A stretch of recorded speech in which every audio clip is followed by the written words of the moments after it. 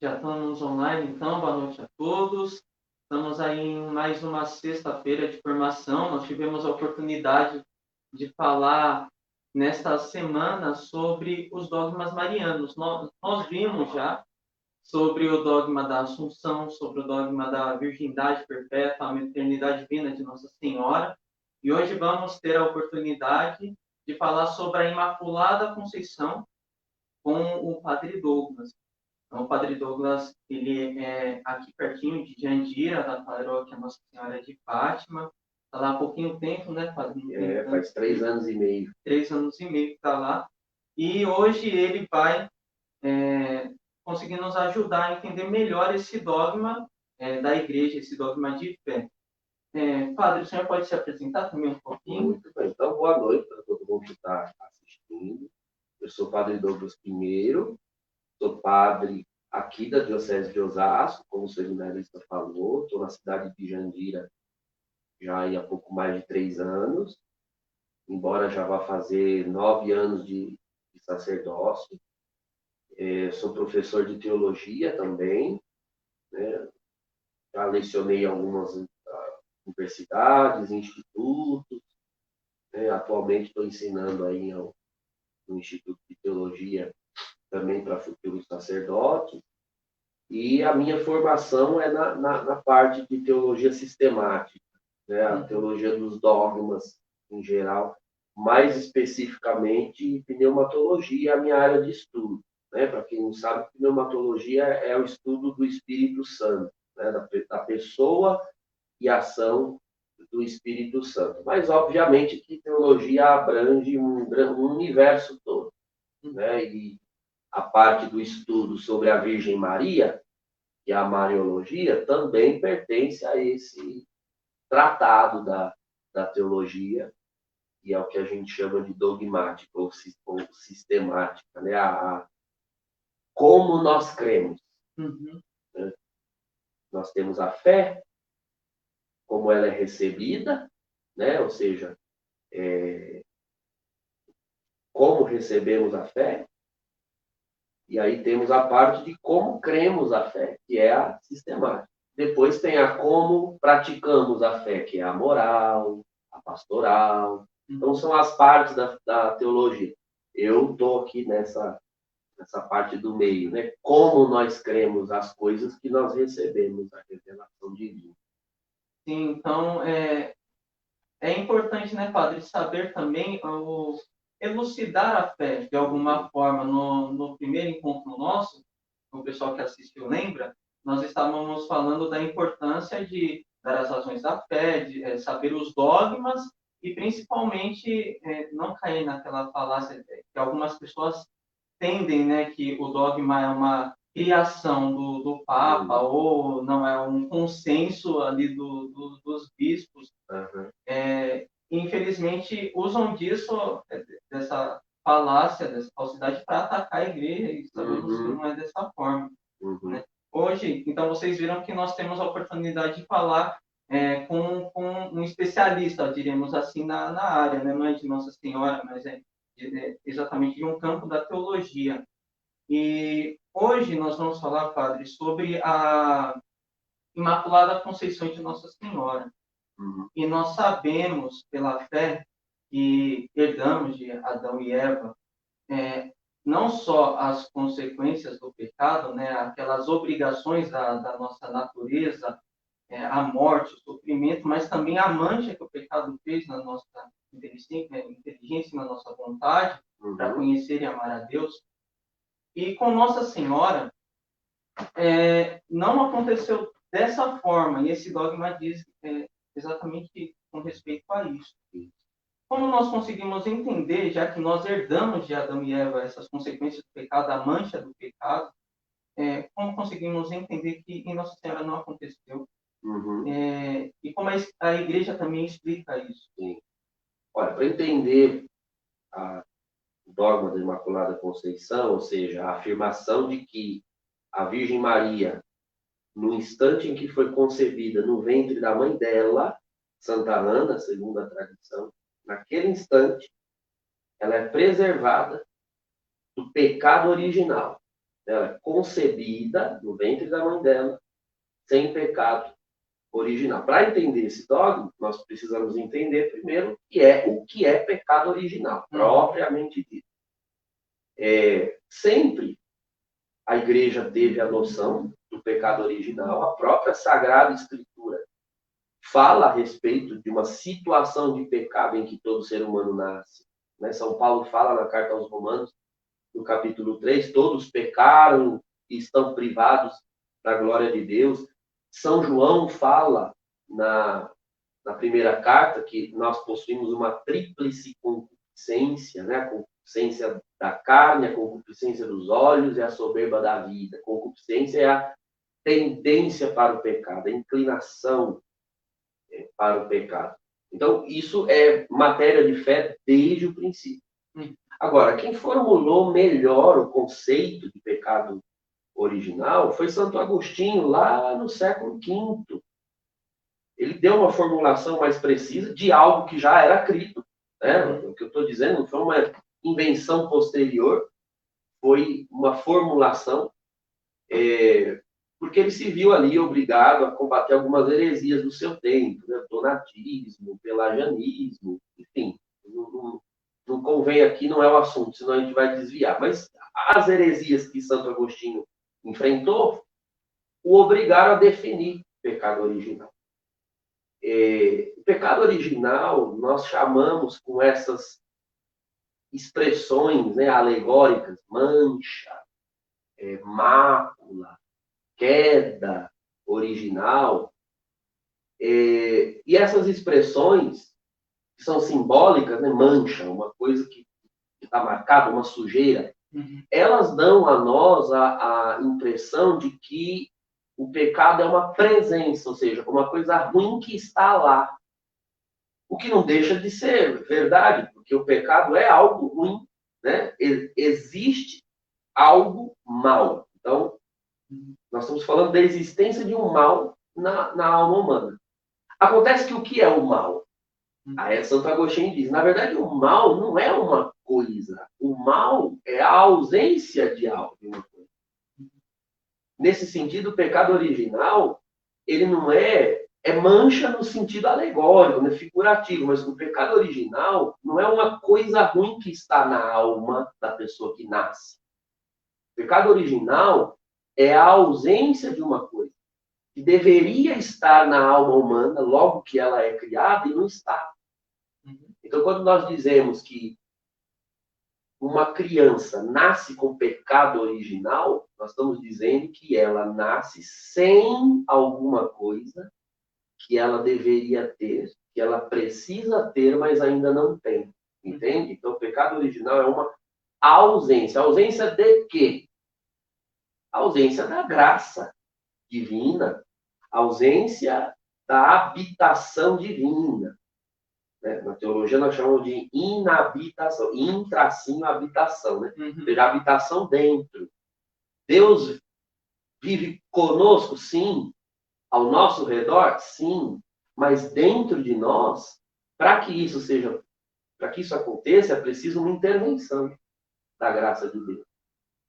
Então, quem nos vai alcançar a possibilidade de sermos habitados interiormente por uma pessoa divina, que é o Espírito Santo, é nosso Senhor, com o mistério pascal, paixão, morte e ressurreição, e Pentecostes, que vai atualizar o mistério pascal. Então, o pecado original é justamente isso. É a condição em que o ser humano nasce, na qual nós não temos em nós a graça evidente. E aí, Santo Agostinho vai explicar bem para quem está nos assistindo. É muito simples você verificar o pecado original. Porque quando nós dizemos, puxa, mas é difícil a gente olhar um bebê de colo e dizer que ele nasceu com pecado, é que as pessoas associam o pecado com o pecado pessoal, o pecado enquanto mal moral, né? O mal realizado com o uso do livre-arbítrio. Isso é um tipo de pecado. Pecado é uma realidade mais ampla. A criança, o bebê de colo, não tem pecados morais, ele não tem pecados pessoais, é óbvio. É óbvio. Mas, observe a criança. Você quer ver o que é o pecado original? Observe a criança, a própria criança. A afirmação que se faz não é justamente de que a criança é um ser humano puro? Então, realmente, é um ser humano no seu estágio mais puro. Não puro no sentido de santo, puro no sentido de que não tem poucas intervenções externas, do mundo externo. Ela está recebendo as intervenções, né? A educação, valores, etc. Olhe para a criança. Se você verificar a criança, o modo como ela age, o modo como ela se comporta, você verá que naturalmente, sem que a criança tenha sido ensinada, ela é má em alguns aspectos. Ela é egoísta, ela é possessiva, ela não tem noção de vida em comum, de vida social. Então, a criança tem fome, ela já faz escândalo, a criança quer uma coisa, ela faz os pais passarem vexame, ela não tem noção de educação, essas coisas estão sendo dadas. Coloque duas crianças juntas e dê um brinquedo só para as duas. 5 minutos elas estão se pegando no tapa, elas disputam. É meu, eu quero, olha ele. Repare, quem ensinou a criança a ter um mau comportamento? Ninguém. É o contrário. Os que são pais, os que educam, sabem bem que o processo de educar é de tirar a criança de uma tendência má que ela tem e que ninguém pôs lá. Nós nascemos com uma inclinação natural para atos de maldade. Por culpa da criança? Não. Mas ela tem essa inclinação. Então, é o que nós chamamos de culpa original, não é culpa pessoal, é culpa da origem da humanidade. Aliás, na nossa língua, a gente chama o infante, né? O infante é o nome correto para criança, né? Aquele que está na infância. Mas no português a gente chama o infante de criança, justamente porque precisa ser criado nela o valor, o caráter, a identidade que ela não tem. Então percebe que tudo que é fundamental, essencial para a natureza humana, na verdade a gente nasce sem. É outra coisa que Santo Agostinho diz. Todas as coisas mais essenciais para o ser humano são inclinações naturais em nós. Por exemplo, nós precisamos comer para sobreviver. Isso é fundamental. E ninguém nos ensinou a comer. A gente já nasce sabendo comer. A criança encontra lá o peito da mãe e suga. Você põe um alimento, ela engole. Dormir é fundamental para repor as energias. Quem nos ensinou a dormir? Ninguém. A gente nasce sabendo dormir. A reprodução humana. Olha, quem ensina o ser humano a se reproduzir? Ninguém. O instinto leva à reprodução. Perceba que tudo que é fundamental é instintivo. Agora eu pergunto. Né, Agostinho pergunta, né, lá no Tratado da Graça. Uma pessoa conhece a Deus sem ser ensinada? Não conhece. Ora, como é possível que nós não tenhamos, portanto, inclinação natural para Deus, assim como temos inclinação natural para comer, dormir ou reproduzir? Sendo que Deus é mais importante e mais fundamental para o ser humano do que a comida, o descanso ou a reprodução. Então, percebe como algo de errado, né? Algo não está correto na natureza humana? Justamente isso é um pecado original. Né? Nós não temos dentro de nós um instinto para Deus, um conhecimento de Deus, uma inclinação natural para Deus. É preciso que essa tendência para Deus seja infundida em nós. Ela vem de fora, ela é dada. É o que nós chamamos de graça. Nós recebemos no batismo. Então, o batismo enxerta em nós uma vida sobrenatural sem a qual nós nascemos. Entende?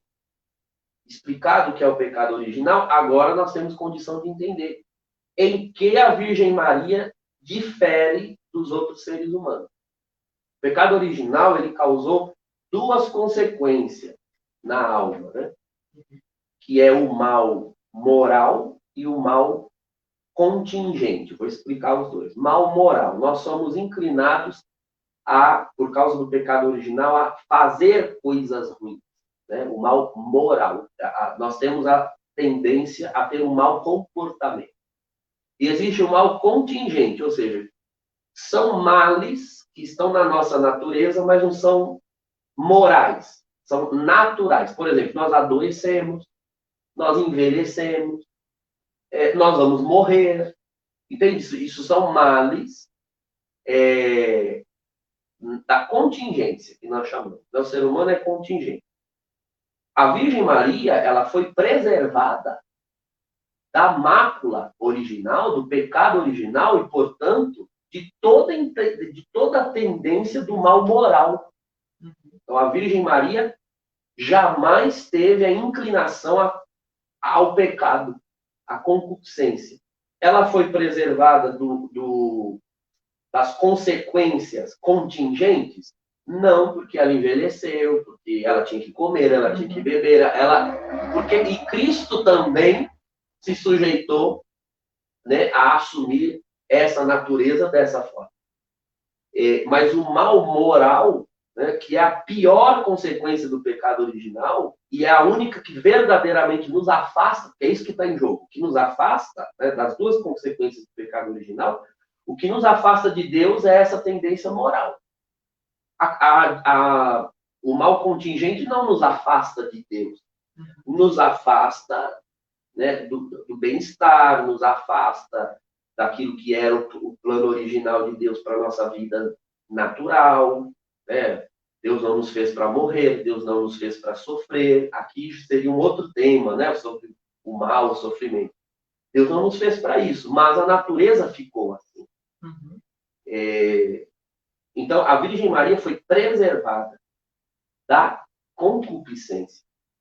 Ou seja, nela há uma presença. Nós já entendemos que o pecado original é a ausência de algo. Na Virgem Maria, desde o princípio, há uma presença que, para haver nos demais seres humanos, é preciso que seja dada depois do nascimento. Ou, aliás, depois da concepção. Né? Porque São João Batista, por exemplo, recebeu essa graça ainda no ventre de Isabel. Ele fica cheio do Espírito Santo lá. Então é antes do nascimento, mas é depois da concepção. Não, a Virgem Maria, desde o princípio da sua concepção, ela está cheia. Há nela uma presença de Deus, uma presença da graça, como nunca houve em mulher alguma antes e nunca haverá em mulher ou ser humano algum depois. Por isso ela é a bendita entre as mulheres. Não só entre as mulheres do seu tempo, mas entre todas as mulheres da história.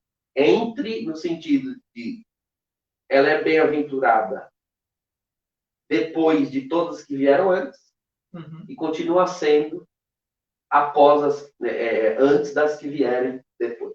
Sim. O senhor colocou a primeira definição, né? Que pecado é uma ausência, uma privação, né? De uma perfeição. E eu achei interessante quando o senhor falou dessa ausência, dessa privação, porque eu tenho um irmão gêmeo. Né? E exatamente acontece isso quando, como o senhor falou, que quando as crianças, né, são pequenas antes da razão. Porque minha mãe ia amamentar, né, aí o outro batia, tipo, eu quero. Chorava, esperneava, sem ter ainda formação da consciência à altura de emitir juízo, de emitir julgamento sobre aquilo. Exatamente. Simplesmente, isso é da psicologia, né? Se você pergunta da psicologia analítica, ou mesmo a psicologia freudiana, que estuda essas primeiras experiências da primeiríssima infância, eles explicam justamente isso, que nós nascemos entendendo que a mãe é o nosso universo e de que ela pertence a nós. Isso é um instinto. A criança entende não no sentido intelectivo, que ela ainda não raciocina, mas instintivo. Ela sente, ela percebe que a mãe é dela, é propriedade dela. A mãe tem que estar ali. Qualquer mãe que está acompanhando entende o que é isso. A mãe não come, a mãe não dorme, a mãe não faz mais nada. Ela é quase que, entre aspas, escravizada pela criança. E isso é um processo de ruptura, né? Na família, quem vai mostrando, né, para a criança que a mãe não é só dele, ela é um ser humano individual. E ela também tem outros papéis, é o pai, por exemplo, os outros irmãos. A gente tem que aprender a dividir aquela pessoa. E nós vamos criando o senso de que a mãe não é propriedade minha. Ela também é mãe dos meus irmãos. Ela também é esposa do meu pai. Então, começa a se fazer uma ruptura, né, para que a pessoa entenda que a criança entenda que a mãe não é propriedade dela. Mas isso leva meses e anos até, né, para ir sair desse egoísmo, dessa possessividade. Então, perceba que é uma má inclinação e ninguém ensinou isso. O instinto humano está mal. Deus não criou o ser humano assim desde o princípio. Ele se tornou assim por um acidente de percurso na história. Então, há um mal moral na criança e até isso vai contra aqueles pais que pensam que não precisa disciplinar a criança. Na verdade, tem que disciplinar. Precisa porque está faltando algo nela, um mal nela, uma presença. E depois, o Senhor falava sobre as consequências do pecado. A primeira consequência, a principal, você falou desse mal moral.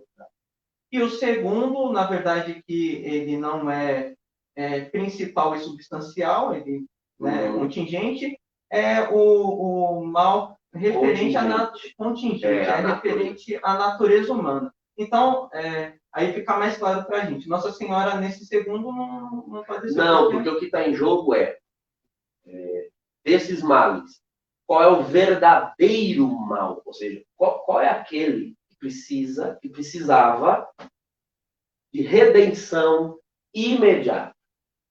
Esse primeiro é o mal moral, que é o pecado. Então, o mal moral é o pecado, o mal natural não é pecado. Não é pecado adoecer, não é pecado morrer, meu Deus, é algo que nós não podemos evitar. Então, Cristo veio para redimir todo o mal, tanto o moral quanto o natural. Agora, o natural, ele somente será redimido plena e perfeitamente no fim dos tempos, quando da ressurreição dos mortos, quando nós ressurgirmos com um corpo glorioso, e já não morre, já não envelhece, já não adoece. Essa é a promessa da esperança cristã. Agora, esse mal pode esperar, vamos assim dizer. Por isso é uma esperança. Ele pode esperar. Agora, o mal moral não, porque ele prende a alma na condenação eterna. Entende? O mal moral diz respeito a um afastamento de Deus, da graça de Deus. Então, essa redenção é imediata. O batismo serve como garantia de redenção plena do mal natural e redenção imediata do mal moral. Ou seja, nós já temos em nós todas as condições de superar as más inclinações. Porque o batismo dá o dom do Espírito Santo ao coração do ser humano. Então, é claro que você que tem um filho batizado, né, uma criança batizada, você vai dizer, não, mas meu filho desde pequeno já sabe rezar. Né? Às vezes a gente sem falar, ele vai na imagem de Nossa Senhora, Mãezinha do Céu. Então, mas veja, você foi ensinando, você foi testemunhando, e ainda que haja algum comportamento religioso, um comportamento de fé, algum comportamento cristão, que não tenha sido imediatamente ensinado, você há de convir que, uma vez que ela já foi batizada, a graça habita dentro dela, e essa graça pode agir de modo extraordinário. Mas é preciso reconhecer que essa graça foi dada depois do nascimento, entende? Depois.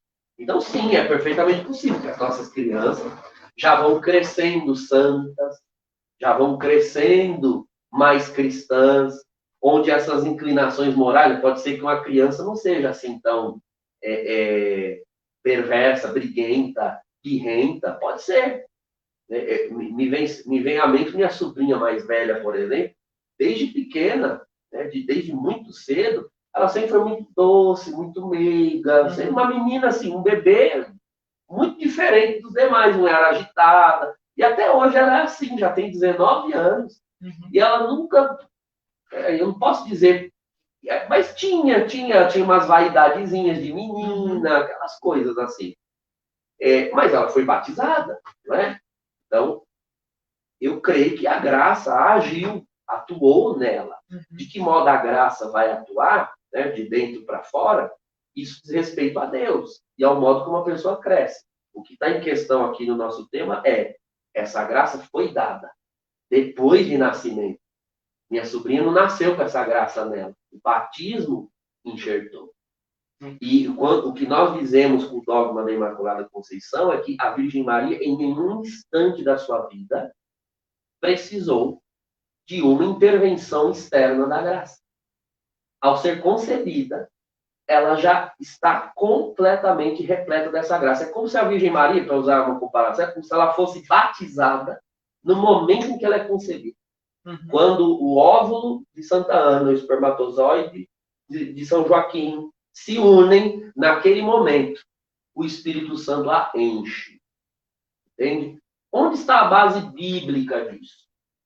Porque alguém pode perguntar, mas onde isso está na Escritura? Onde isso está na Bíblia? Todos os elementos de fé estão na Escritura, de algum modo. Né? A pergunta é, como nós lemos isso na Escritura? Quando o arcanjo Gabriel aparece à Virgem Maria, ele a sauda com uma reverência, que está lá no Evangelho de Lucas, no capítulo 1. Ave, cheia de graça. Algumas traduções, alegra-te, cheia de graça. A tradução Vulgata, né, no latim, diz gratia plena. Tem mais a ver, né, com o termo grego, né, heratomene, que significa absoluto, totalmente. Porque cheio, olha, esse copo aqui, talvez vocês não vejam em casa, ele está cheio. Só que a palavra cheia, no português, ela é ambígua. Está cheio, mas está cheio só até a metade. Então, cheio não dá noção de plenitude. No português, nós temos duas palavras. Então, uma coisa é cheia, outra coisa é plena. Está cheio, mas só até aqui. Então, Maria não é cheia de graça porque tem muita graça. Não. Ela está plena, graça plena. Toda a graça que é possível caber no ser humano está nela. Ela está absoluta de graça. Essa é uma expressão que você não encontra em nenhum outro trecho da Escritura. Você tem inúmeros eventos na Escritura, mesmo no Antigo Testamento, de visitas de anjos, aparições de anjos. E em todas, de um modo ou de outro, são seres humanos que prestam alguma reverência a esses seres, por serem seres celestiais. E nós vemos ali nessa página, Lucas capítulo 1, que se dá um movimento contrário.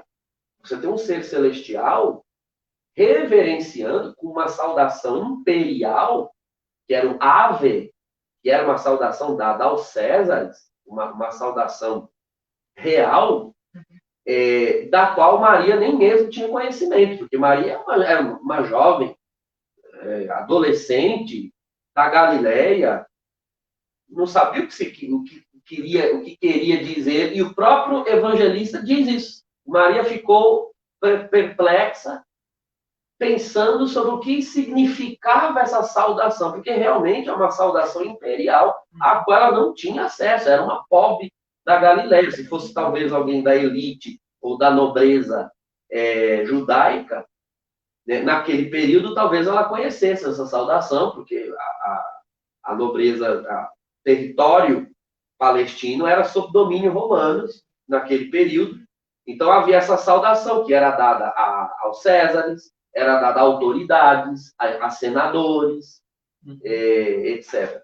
E o anjo faz essa saudação a ela, ave gracia plena. Ora, fica aqui a seguinte pergunta. A graça, ela só é alcançada por Jesus Cristo. Ele é o autor da graça. Autor e consumador. A graça, ela é uma consequência da paixão, morte e ressurreição de Cristo. Como é possível que uma mulher que ainda vai conceber e depois dar à luz ao autor da graça, já seja chamada de cheia de graça quando o autor nem mesmo nasceu? O anjo está aparecendo ali para anunciar a ela uma proposta de concepção. Mas ela já está cheia de uma realidade que ainda vai ser operada. Então você entende que na saudação do anjo está uma revelação, vamos dizer assim, né, de forma brincando. O anjo deda, o anjo está dedando um elemento da revelação, ele deixa escapar um elemento da revelação divina, que nem Maria tem ali condições de entender. Ninguém tinha condições de entender. Ave cheia de graça. São 3 palavrinhas que estão trazendo do céu uma notícia, né? Uma nova notícia, um evangelium em grego, né? Um evangelho, uma boa notícia. Essa mulher já tem aquilo que ninguém tem ainda. Uhum. Então aqui está o fundamento do dogma da Imaculada Conceição. Maria não foi, então, salva e redimida por Jesus Cristo? Foi, mas lembre-se de que este que redime e salva, Jesus Cristo, é Deus, antes mesmo de ser homem. Então, em vista da sua concepção, Jesus, Deus mesmo concebe a sua mãe sem a mancha do pecado. Ele antecipa o que ele vai alcançar na cruz. Porque ele é Senhor da história e do tempo, ele tem poder de fazer isso. Então ele antecipa, Maria é preservada, né, em vistas dos méritos de Cristo. Então é Cristo mesmo quem a salva e redime já desde o princípio. Uhum. Entende? Sim, padre, tem alguns elementos aqui, só para ir para o próximo ponto, que o senhor falou e é muito importante. O senhor tinha começado falando do pecado como uma privação, e agora, quando o senhor falou de Maria, a graça plena, plenitude, então, responde àquela primeira colocação que o senhor falou. Se o pecado é uma privação, uma ausência, em Maria não há. Não há. Há uma presença de Deus nela, uma presença da graça divina. E também outro ponto que o senhor falou agora é que a salvação, de algum modo, os méritos de Cristo foram antecipados em Maria.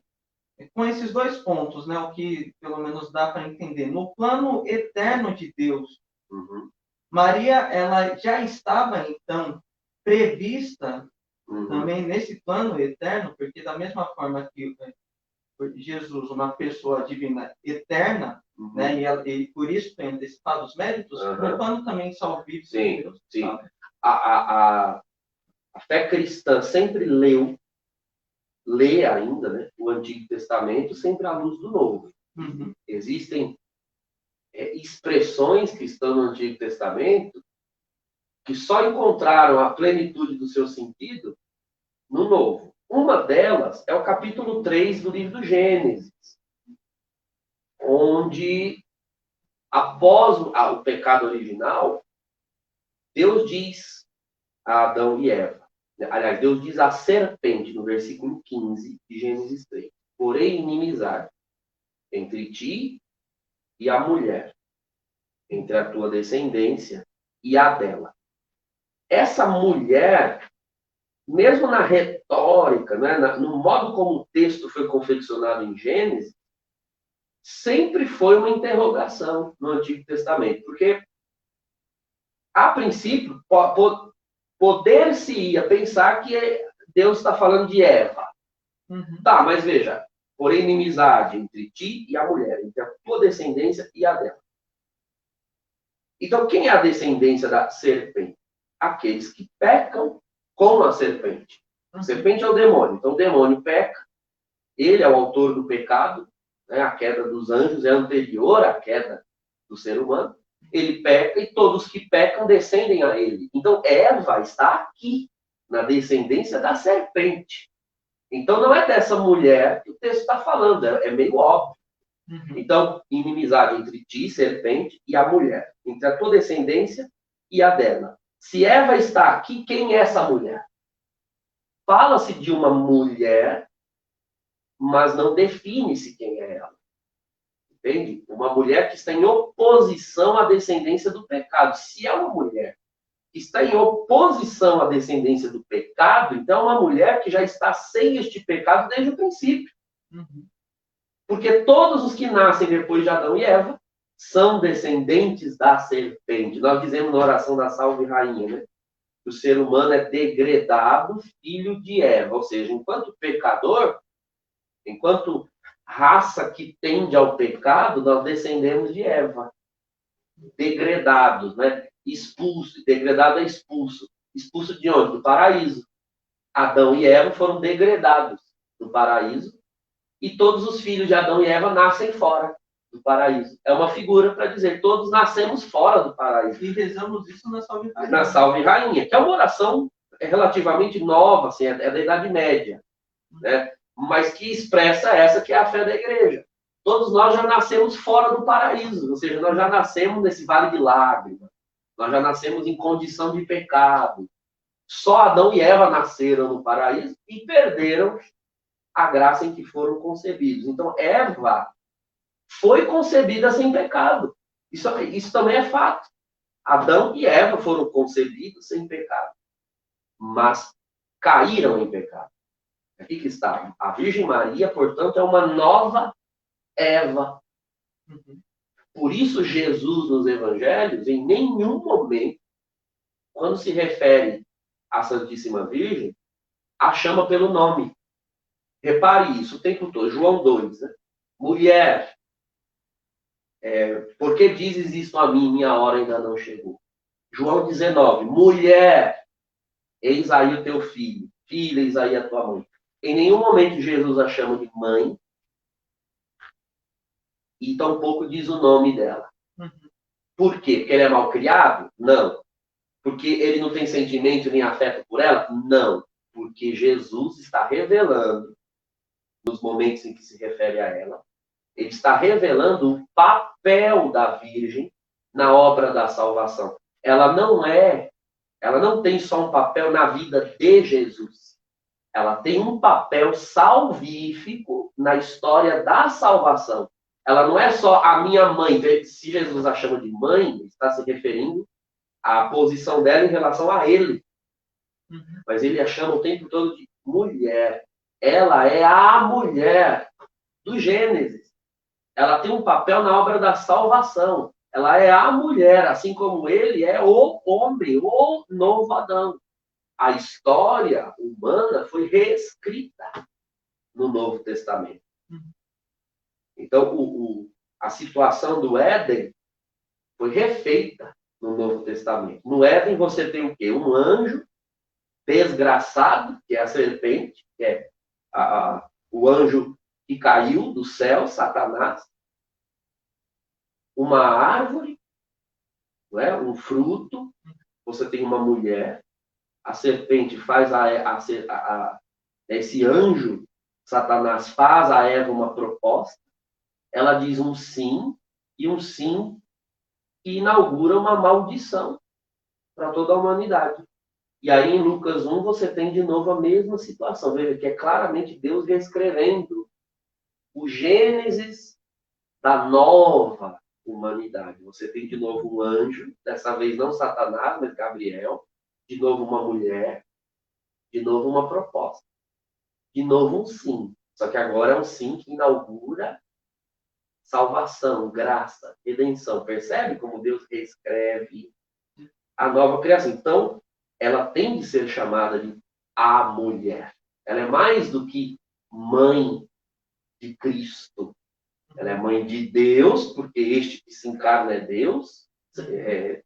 É homem sem deixar de ser Deus. E ela é a mulher. Ou seja, a nova criação começou nela.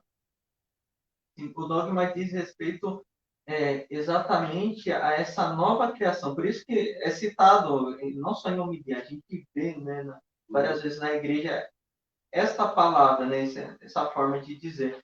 Mas diz respeito a isso. Né? O homem estava decaído, por meio de Nossa Senhora, Deus restituiu, né, de alguma forma, isso de novo. Né? E, padre, quando o senhor também, agora eu não sei se vai ainda ficar no tema, mas talvez escape um pouquinho, né? Tá. Quando o senhor falou das consequências do pecado, da consequência moral e da outra consequência, a natural, né? Isso, da consequência moral natural, e natural. Essa consequência natural, em Adão e Eva, ela era uma exigência da própria natureza humana, pelo homem ser corpóreo. Né? Quando Adão e Eva, pela graça, eles então não precisavam passar por essa obrigação da própria natureza deles. Sim, é os chamados dons preternaturais. Né? O catecismo da igreja usa essa expressão. Isso é um tema pouco falado, que é uma disciplina, uma área da teologia que a gente chama de protologia, é o estudo do princípio. Nós temos poucos indícios do princípio, ou seja, como era a espécie humana antes do pecado original. Esse período durou tão pouco que nós temos poucos elementos. Como nós podemos saber como era? Pelo fim. Você tem a protologia, que é a história humana da criação divina até a queda. Em termos de Bíblia, são 3 capítulos só, né? Praticamente nada, em termos de Bíblia. Protologia. Aí você tem o processo de Deus para salvar o ser humano da queda. É a soteriologia, é a história da salvação. Que vai até, né, Jesus Cristo, a igreja, e os sacramentos, até o fim dos tempos. E aí você tem, e daqui, da salvação nessa vida para frente, ou seja, dessa vida para lá, é a escatologia, né? Após a morte, juízo final, céu, inferno, purgatório, ressurreição dos mortos, etc. Como nós sabemos da protologia? Olhando para a escatologia. Como nós sabemos, né, como era para ter sido Adão e Eva no começo? Você tem que olhar para Jesus ressuscitado. Jesus ressuscitado é o homem pronto, é o ser humano pronto, acabado. Era isso aqui que Deus queria. Tanto era o que Deus queria que agora está pronto. Né? Jesus é o novo Adão. Por isso a Virgem Maria só pode ter ressuscitado e subido ao céu. Vocês já tiveram uma catequese sobre isso. Porque o homem e a mulher foram feitos para ser glorificados, ressuscitados. Então, como Jesus teve este fim, Maria só pode ter tido esse. É uma consequência lógica. Jesus ressuscitado, ele come. Então, vamos dar esse exemplo. Né? Ele come. Quando ele aparece em João 20, lá no cenáculo, ele pede, né? Tens alguma coisa para comer? Ele come. Em João 21, à beira do mar da Galileia, quando é feita a pesca milagrosa, né? Homens, tem alguma coisa aí para comer? Não, jogue uma rede para o outro lado. Aí Pedro e João descobrem que é Jesus. Quando eles chegam na margem, Jesus já tinha sobre brasas, diz lá, alguns peixes ali para comer. A pergunta é, ele come porque precisa comer? Ele não, ele come para mostrar que é ser humano, que é carne e osso, que não é um fantasma, porque constantemente eles tinham essa impressão, né, que Jesus era um fantasma. Então, ele pode comer, mas ele não tem necessidade de comer. Antes do pecado original, portanto, era essa a condição do homem, de Adão e Eva. Comiam? Sim, havia um jardim, havia frutos. Inclusive, ao comer o fruto proibido, até esse instante eles não têm pecado, então eles não tinham necessidade de comer aquele fruto. Comem por indução, mas não comem por necessidade. Então, quando nós dizemos assim que é um mal natural, de fato, a natureza como ela é hoje não está do modo como Deus planejou. Deus não planejou o ser humano para depender de nada que lhe fosse externo. Da comida que vem de fora, né, da água que vem de fora, e nem mesmo da graça que vem de fora. A graça era infusa antes do pecado original. A sabedoria era infusa, a inteligência era infusa, ou seja, já estavam na alma, plenamente. Tudo isso se perdeu. Funcionava assim. Então, o Espírito Santo mandava na alma humana, a alma humana presidia o corpo, e era esse o metabolismo perfeito. Com o pecado original ele faz uma subversão, uma inversão. Então, agora, a carne, né, o corpo, fica querendo mandar na alma, né, nos pensamentos, nos sentidos internos, na memória. O corpo manda na alma, a alma expulsa a graça, e nós nós ficamos carnais, como Paulo diz em Gálatas 5. Né? Então, a Virgem Maria, ela é preservada da consequência moral desse pecado original. Então, essa tendência do corpo, da carne, mandar na alma, ela não tem, porque ela é cheia da graça, ela já possui nela a graça. Mas ela tem nela as consequências do mal natural, porque o mal natural não aparta de Deus, ele é uma outra forma de consequência. Então, Maria envelheceu, né? Maria tinha fome, Maria tinha sede. Isso é o mal natural em relação ao que era antes do pecado original? É. Mas não é um mal moral, ou seja, não é um pecado, não é pecado comer, não é pecado tomar água, não é pecado dormir, não é pecado sentir cansaço. Então, Maria tinha, né, as consequências do mal natural. Maria era contingente, como Jesus. Você vê em várias páginas do Evangelho. Jesus dormia, e não era pouco, porque você vê lá Jesus no meio da tempestade, dormindo sobre um travesseiro, e o povo gritando e com medo, e Jesus dormindo. Quer dizer, não dormia pouco, um sono pesado, Jesus. Jesus dorme, Jesus come, Jesus se cansa, Jesus sente dor, e muita, aliás, mais do que um ser humano normal, justamente porque a sua disposição física é mais perfeita do que a nossa, por não ter o pecado original e por ser Deus. Então, uma dor em Jesus é maior do que qualquer dor em qualquer ser humano. Porque isso é Santo Tomás que explica, né? Ele tem uma disposição divina no seu corpo. Ou seja, a divindade de Jesus maximiza, né, amplia as capacidades físicas dele. Então, inclusive, a capacidade de sentir dor. Então, alguém poderia pensar assim, mas Jesus, o sofrimento de Jesus durou 3 horas e acabou. Eu estou aqui na cama há 10 anos, há 15 anos, sofrendo. Ele não sabe o que é isso. Não, você não sabe o que é aquilo. Olhe para a cruz e saiba que você é que não sabe o que é aquilo. Porque 3 horas de dor em Jesus são mais lancinantes, mais torturantes do que 15, 20, 30 anos de uma dor ininterrupta num ser humano natural, contingente pecador. Então, é nesse sentido, tá, que Maria tinha as consequências do mal natural, porque não confunda mal natural com pecado e nem com concupiscência. Não se trata disso. Ela não tinha tendência para o pecado, não tinha a tendência para o mal moral.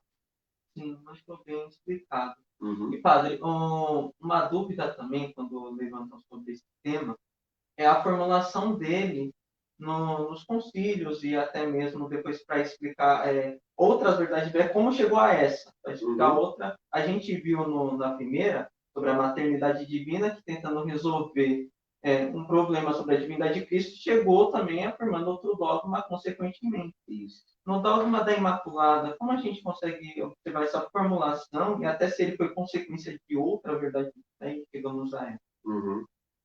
Então, o dogma, enquanto dogma, ele foi proclamado em 1854 pelo Papa Pio IX. Algo recente em termos de igreja, em termos de 2000 anos. 1854 é agora século XIX, nós estamos no século XXI, pelo Papa Pio IX. Mas você disse bem, a formulação do dogma, a teologia, ou seja, a ciência sagrada a respeito da Imaculada Conceição é tão antiga quanto a Igreja. Houve um período em que se discutiu mais a Imaculada Conceição, que foi entre o século XIII e XIV, com uns escotos, que eram um frade franciscano, e a escola dominicana, a qual pertencia, inclusive, Santo Tomás de Aquino. A escola dominicana era avessa à teoria, veja, naquele momento não havia dogma ainda. Então, havia uma discussão.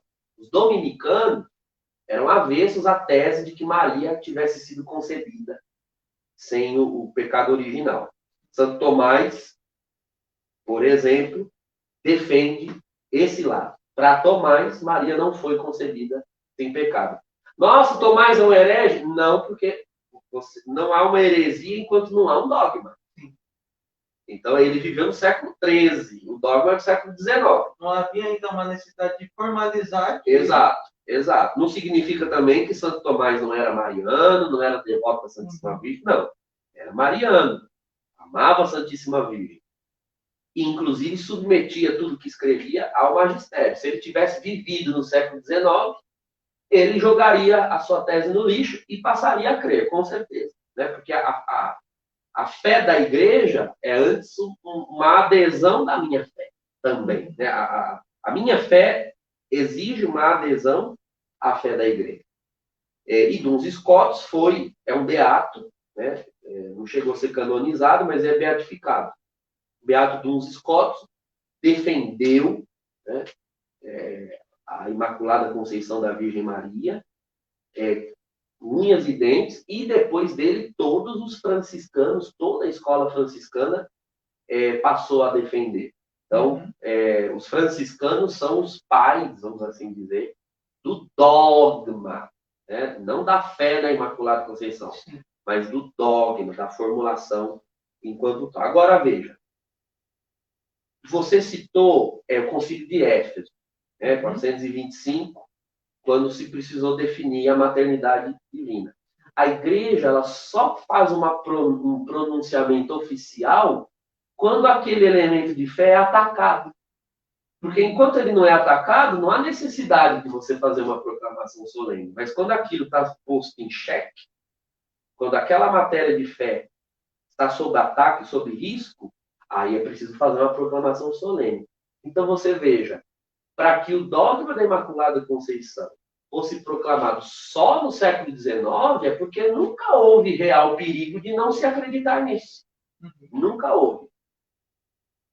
Por que no século XIX? O século XIX é marcado, dentre outros fatores, o século XIX é um período marcado pelo racionalismo, pelo ateísmo, ou seja, pela contestação insistente de que Deus tenha uma ingerência, um poder sobre a história humana.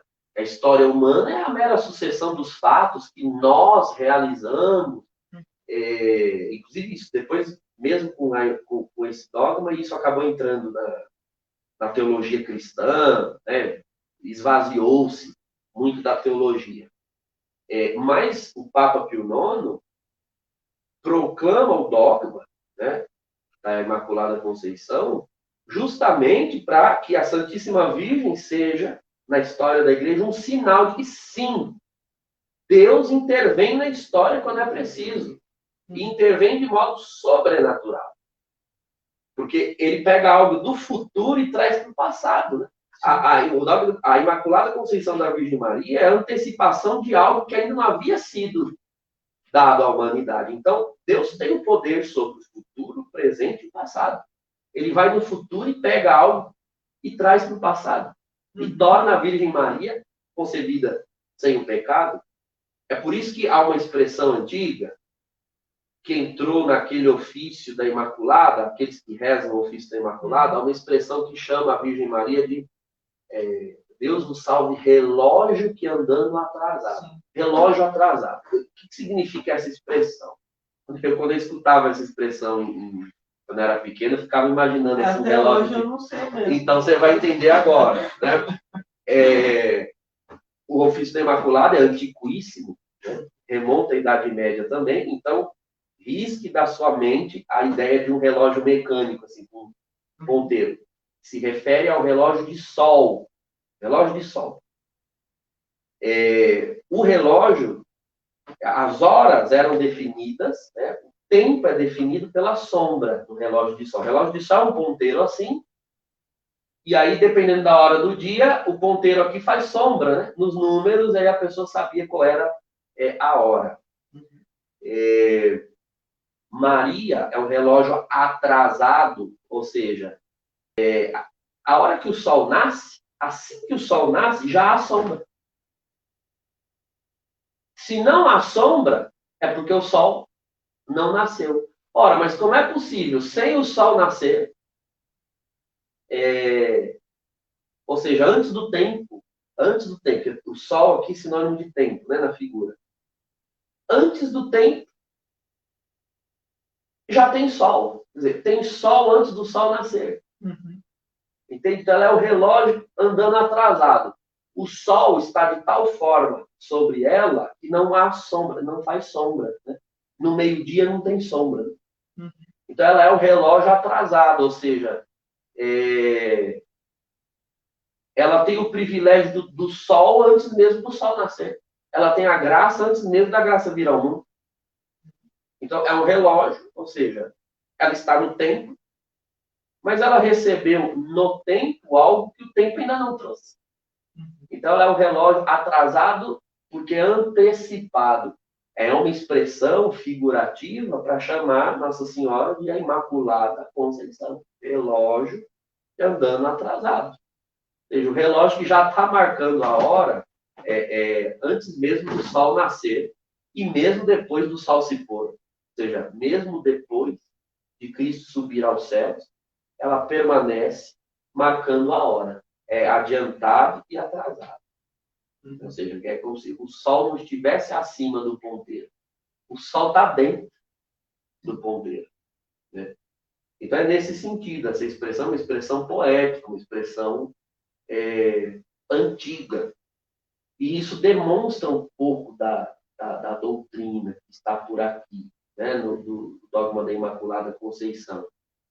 Se o pecado original é uma ausência, quando a Virgem é concebida no ventre da mãe dela, Deus mesmo já está olhando ali. Imagine por um momento a proporção desse mistério. Deus está olhando para um embrião e está olhando para aquele embrião dizendo para si mesmo: mãe, nem é uma mulher ainda.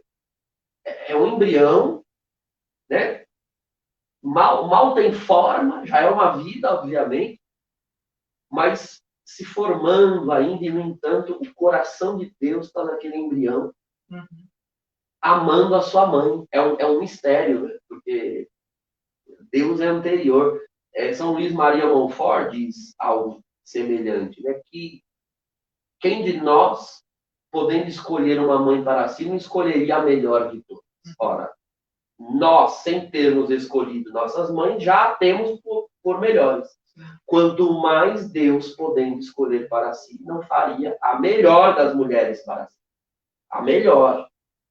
Então, dizer que Maria está em grau de paridade com todas as mulheres é atribuir a Deus uma delinquência, sabe? Algo que foge à própria razão humana.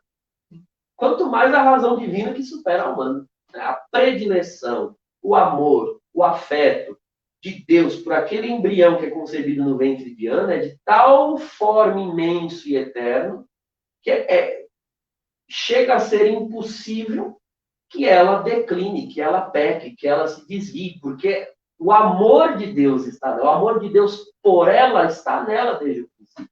Isso é a plenitude da graça. Por isso ela é Imaculada Conceição. Então, dizer Imaculada Conceição e cheia de graça é dizer a mesma coisa, só que ao contrário. Entende? É a mesma coisa, só que ao contrário. Cheia de uma coisa. Ou sem o oposto da coisa. É Imaculada Conceição, né? Sem mancha na concepção. ou toda cheia de graça. Então, sem o mal ou cheia de bem, é a mesma coisa. Então, agora quem reza aí o ofício, eu estou sabendo agora também, já sabe agora, já consegue agora entender melhor. A expressão toda diz assim: Deus nos salve relógio que andando atrasado, serviu de sinal ao verbo encarnado. Ou seja, quando o verbo dos céus olhou, onde eu vou descer, é uma figura, né? Claro que Deus sabe, mas vamos supor que Deus está olhando do céu, onde eu vou descer, né? Qual é o sinal que o verbo vai se utilizar para descer? Bom, essa mulher tem sombra, essa tem sombra, todas tinham sombra, todas têm sombra. Uma está atrasada, porque todos os relógios andando no ritmo têm sombra, porque o sol está fazendo sombra. Tem uma que o sol, ao olhar, não faz sombra. É a Virgem. Essa daqui. Ela não tem sombra, ela não está marcando hora. Então, marcar hora é sinônimo de fazer sombra. E a sombra é figura do pecado. Então, essa aqui, eu em cima dela não faço sombra. Tão assimilada a mim que ela está. Eu vou descer e ele pula no ventre dela. Então, Deus nos salve. Relógio que andando atrasado serviu de sinal. O sinal era que era o único ventre sem mancha de pecado. Ele pôde descer ali. É bonita essa poesia, né, contida no ofício. Sim, ficou muito bem explicado, acho que o pessoal também entendeu. Antes de ir para as perguntas, que já deve ter chegado algumas ali para a Ana, Padre, o senhor já citou o trecho na Sagrada Escritura sobre a anunciação do Arcanjo Gabriel a Maria. Esse seria o melhor trecho para explicar a Imaculada Conceição numa base bíblica? Teria outro que talvez explicasse também? Não, eu diria que esse, de todos os textos, ele é mais emblemático no sentido de explicar o dogma da Imaculada Conceição. Cada texto que se refere à Virgem Maria traz algum aspecto dogmático. Então, você tem esse falando um pouco mais sobre o dogma da Imaculada Conceição. Você tem João 19, com a doação de João a ela como filho, ilustrando a virgindade perpétua, ou seja, se ela tem que ser dada a alguém como mãe, é porque ela não tem outros filhos que cuidem, né, filhos naturais. Outros textos, né, não é esse aqui, o filho do carpinteiro, não cresceu aqui, seus irmãos não são esse, aquele. Aí você faz uma apreciação nos evangelhos e vai ver que aqueles que são citados como irmãos de Jesus não são necessariamente filhos de Maria. Então, o todo dos textos bíblicos defendem a virgindade. O Apocalipse 12, a visão de João ao ver a mulher vestida de sol, essa mulher é a imagem da igreja, mas é a imagem da igreja porque é a imagem de Maria. Né? Todos os padres da igreja nos primeiros séculos diziam, se a igreja tivesse uma imagem, né, você vai fazer uma imagem da igreja. Essa imagem é a Virgem Maria. A igreja é e deve ser tudo aquilo que Maria foi e já é. Então, você tem ali a ilustração da Assunção da Virgem Maria, ou seja, a mulher gloriosa nos céus, triunfante. Agora, a Anunciação é o trecho mais peremptório, mais preponderante para ilustrar o dogma da Imaculada Conceição. Esse, sem dúvida alguma. Ou seja, os dogmas marianos têm uma fundação bíblica, né? Todos. E isso é engraçado, porque eu acho que foi na primeira formação, eu estava falando um acontecimento que teve comigo quando eu era pequeno. Aí minha mãe levava para rezar o terço, né, nas casas, e aí chegava no quarto mistério glorioso, aí falavam, nós contemplamos a Assunção de Nossa Senhora ao céu. Eu era pequeno e eu ficava pensando, mas como a Assunção de Nossa Senhora, se a gente contempla o mistério da vida de Cristo, né, onde tem isso? E aí, falando para Deus, me mostra onde está isso daqui. É um padre pregando na homilia, ele nem começou a pregação, ele leu um trecho do Apocalipse, que era esse capítulo 12. Aí na hora, aqui, ó, isso me iluminou, né, na hora. Mas nos outros dogmas também, quando o pessoal reza, consegue agora meditar melhor, né? Claro. O que às vezes, né, geralmente quando se fala de Nossa Senhora, sempre aparece alguém, né, de repente pode até ter, a gente não está tendo aqui acesso às perguntas que vocês estão mandando. Então, se eu acertar, foi por dedução lógica. Quando se fala de Nossa Senhora, sempre vem alguma pergunta que surge como resultado do confronto com o protestante. Claro, porque a gente tem protestantes no trabalho, tem protestantes na escola, na faculdade, dentro de casa, na própria família. Eles gostam de ficar fazendo esse tipo de pergunta. Onde está na Bíblia? Onde está na Bíblia? Onde está na Bíblia? A questão é que eles estão fazendo uma pergunta, querendo, na verdade, fazer outra. E nem mesmo eles sabem disso. Porque quando a gente mostra algo da fé católica na Bíblia, ele vai dizer, não, mas não quer dizer isso. Você está lendo errado. Então, não é essa a pergunta que ele quer fazer. Né? Onde está na Bíblia? A pergunta que ele quer fazer é, como você lê isso na Bíblia? De que forma? Porque tudo da fé católica tem fundamento na Bíblia. Às vezes nós, para retrucarmos o protestantismo, acabamos dizendo isso. Não, nós somos católicos, então nada precisa estar na Bíblia, porque nós temos a tradição e o magistério. Olha, calma lá. Nós não somos protestantes, né? Mas nós também não somos marcionitas, né? Que foi uma heresia condenada no século IV. Marcião era um teólogo, um pastor da igreja católica naquele período que queria tirar um monte de textos do cânon bíblico. Ou seja, ele queria delapidar a Bíblia toda. Então, calma lá, nem arrancar a Bíblia fora e nem... nós não somos nem protestantes, nem marcionitas. As coisas têm que estar na Bíblia. A Sagrada Escritura, ela é o fundamento, ela é a principal produção da tradição da igreja. Ou seja, foi a igreja, de fato, quem redigiu os textos sagrados. Os apóstolos, as primeiras comunidades. Então, a primeira experiência cristã do século I está na Escritura. Aquilo é o fundamento da fé. O que não pode é ler a Escritura sem a tradição e o magistério. Aqui que está. Então, tem os dogmas de Maria, os dogmas marianos na Bíblia? Tem. Eu estou mostrando, nós citamos textos aqui, ficamos citando e dissecando, e desmontando, e elucidando. A questão é que o protestante ele quer ler a Escritura desconectado da comunidade em que ela foi escrita, para a qual ela foi escrita, desconectado da fé que originou a Escritura. Esse é o problema. Então, onde está na Bíblia? Está aqui. Agora, como se lê isso? Você precisa do óculos correto, que é a tradição de 2000 anos. Se você tira esse óculos, você vai ficar vendo embaçado o texto e achando que ele diz coisas que ele não diz, ou forçando ele a dizer a coisas que ele não quer dizer. Esse é o mal do protestantismo, da tradição protestante toda.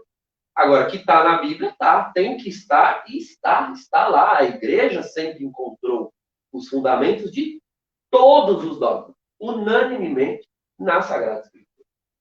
Até porque se nós formos, né, ler tudo como nós queremos, a verdade se torna totalmente subjetiva, né? Então, eu acho que essa explicação do Senhor deixa isso bem claro, né, com relação à Sagrada Escritura. Mas para não também demorarmos muito, alongarmos muito nesse assunto, Ana, a gente já tem pergunta aí? O padre já conseguiu responder alguma coisa?